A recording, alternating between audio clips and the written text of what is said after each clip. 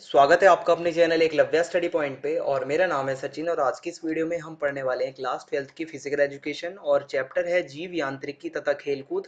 और इसके most important MCQ आज हम करने वाले हैं। तो चलिए वीडियो को स्टार्ट करते हैं। और आपको बताना चाहूँगा, आप वेबसाइट पे नोट्स पढ़ सकते हैं क्लास 12th के, और अलग अलग सब्जेक्ट्स के नोट्स वहाँ पे अवेलेबल हैं। और स्टेप 1 है, आपको गूगल पे जाना है, eklavyastudypoint.com सर्च मारना है। आपके सामने कुछ ऐसी स्क्रीन खुलेगी और ये जो पहली वेबसाइट आपको दिख रही है इस पर आपको क्लिक करना है। और उसके बाद आप वेबसाइट के होम पेज पे आ जाओगे। अब ये जो 3 लाइनें आपको दिख रही हैं ये कैटेगरी की लाइन है, इस पे आपको क्लिक करना है। उसके बाद आपके सामने अलग अलग क्लासेस लिखी आएंगी। यहाँ पे आपको क्लास 12th पे क्लिक करना है और फिर आपके सामने सब्जेक्ट्स आ जाएंगे जो जो आप पढ़ते हो। तो यहाँ पे जाके किसी भी सब्जेक्ट के नोट्स आप जाके पढ़ पाओगे। बहुत बच्चे पूछते हैं नोट्स के लिए। और बात रही अगर आपकी कोई प्रॉब्लम हो या कोई डाउट हो तो आप मुझे इंस्टाग्राम पे फॉलो कर सकते हैं। मेरा यूजर नेम आपके सामने है। जल्द से जल्द आपका रिप्लाई किया जाएगा जब हमें टाइम मिलेगा। और आज की इस वीडियो में वही हम मल्टीपल चॉइस क्वेश्चंस करने वाले हैं और एक क्वेश्चन के 4 ऑप्शंस आपको मिलेंगे। तो आज का हमारा पहला जो क्वेश्चन है वो है, मनुष्य के शरीर का एक मशीन के रूप में अध्ययन कहलाता है क्या।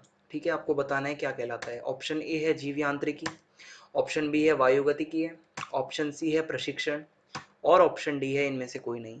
तो पहले आंसर, जो पहले क्वेश्चन का जो आंसर होगा वो ऑप्शन ए होगा, यानी कि जो जीव यांत्रिकी होता है वो मनुष्य के शरीर का एक मशीन के रूप में अध्ययन होता है। तो ऑप्शन ए यहाँ पे सही हो जाएगा। दूसरा प्रश्न है अब आपके सामने, कोहनी को मोड़ना जब हमारे हाथ हमारी छाती की तरफ जाते हैं तो वो क्या कहलाता है। ठीक है, कोहनी को मोड़ते हुए जब हमारे हाथ हमारी छाती की तरफ जाते हैं तो वो क्या कहलाता है। ऑप्शन ए है फ्लेक्शन, ऑप्शन बी है अबडक्शन, और ऑप्शन सी है यहाँ पे एक्सटेंशन, और यहाँ पे ऑप्शन डी है आपके सामने इनमें से कोई नहीं।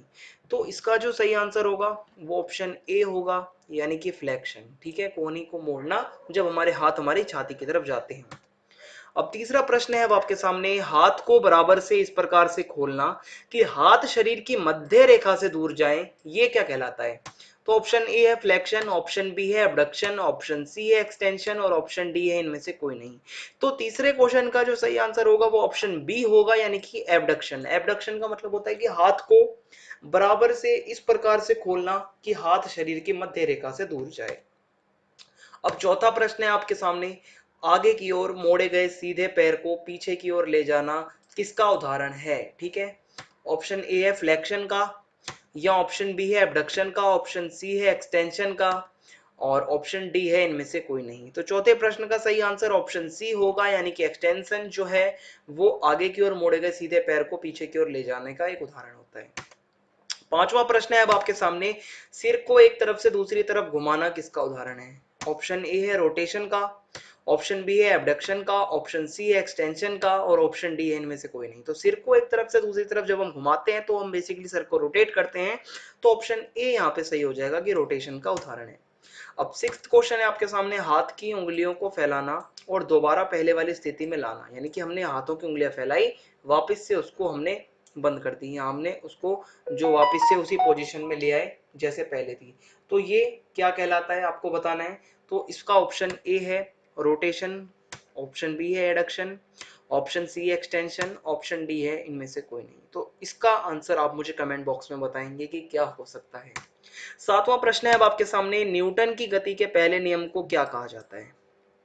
मोस्ट इंपोर्टेंट क्वेश्चन है और बहुत बार एग्जाम में आता है। ऑप्शन ए है जड़ता का नियम या जड़त्व का नियम, ऑप्शन बी है त्वरण का नियम, ऑप्शन सी है प्रतिक्रिया का नियम, और ऑप्शन डी है इनमें से कोई नहीं। तो इसका सही आंसर जो होगा वो ऑप्शन ए होगा, यानी कि जड़ता का नियम या जड़त्व का नियम जो होता है वो न्यूटन की गति का पहला नियम है। आठवां प्रश्न है अब आपके सामने, न्यूटन की गति के दूसरे नियम को क्या कहा जाता है। ऑप्शन ए है जड़ता का नियम, ऑप्शन बी है त्वरण का नियम, ऑप्शन सी है प्रतिक्रिया का नियम, और ऑप्शन डी है इनमें से कोई नहीं। तो इसका जो सही आंसर होगा वो ऑप्शन बी होगा, यानी कि त्वरण का नियम। अब नौवां प्रश्न है आपके सामने, जब एक वस्तु दूसरी वस्तु की सतह पर लुढ़कने लगती है तो उसे हम क्या कहते हैं। ठीक है, लुढ़कना। ऑप्शन ए है रोलिंग घर्षण, या फिर स्थिर घर्षण, या फिर द्रव्य घर्षण, या स्लाइडिंग घर्षण।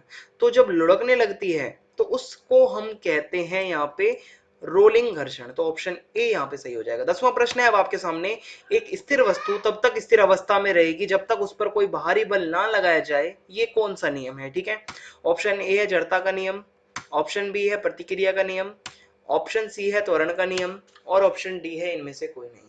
तो इसका सही आंसर आप मुझे कमेंट बॉक्स में बताओगे। आज के लिए 2 क्वेश्चन मैंने आपको दे दिए हैं टास्क के तौर पे, और इस वीडियो में इतना ही था। जल्दी ही मिलेंगे नेक्स्ट चैप्टर की वीडियो में। तब तक के लिए जय हिंद, जय भारत, धन्यवाद। चैनल को सब्सक्राइब करना बिल्कुल भी ना भूलें।